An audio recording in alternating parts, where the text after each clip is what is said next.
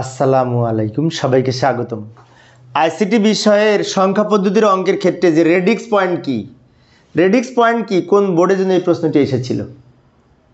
তো সাধারণত পূর্ণ সংখ্যার ভগ্নাংশ সংখ্যাকে আলাদাভাবে উপস্থাপন করার জন্য যে মাঝখানে পয়েন্ট ব্যবহার করা হয়, যেমন আমরা দশমিক পয়েন্ট বলি যখন ডেসিমেলে ব্যবহার করি, ওটাকে বলা হয় রেডিক্স পয়েন্ট। এইভাবে আমরা সংজ্ঞা লিখতে পারি। এই যে একটু সময় সেভ করার জন্য আমি দ্রুত লিখে দিলাম।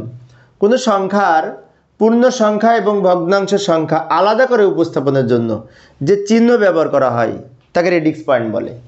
যেমন আমি একটা উদাহরণ দিয়ে বুঝিয়ে দিচ্ছি। এই যে এই একটা সংখ্যা, এটা বাম দিকে হচ্ছে 123, যেটি পূর্ণ সংখ্যা, কারণ এটি পয়েন্টের আগে আছে।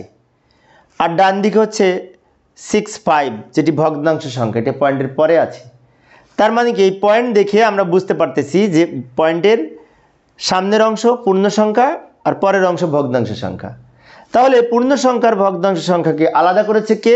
এই প্রতীকটা, যাকে বলা হয় রেডিক্স পয়েন্ট, ডেসিমেল পয়েন্ট বা দশমিক পয়েন্ট বলি আমরা।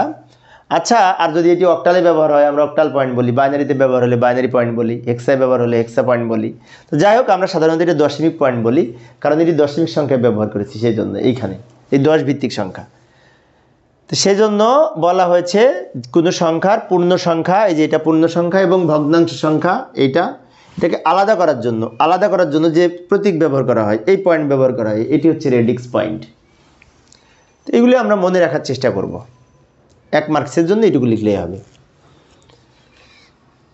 তো প্রিয় শিক্ষার্থী বন্ধুরা, এই অধ্যায়ের বড় সৃজনশীল প্রশ্নের উত্তর, বোর্ড প্রশ্নের সমাধান আমি এই ভিডিও ডেসক্রিপশনে লিঙ্ক দিয়ে রাখবো, ওখান থেকে তোমরা দেখে নিতে পারবে। ধন্যবাদ সবাইকে।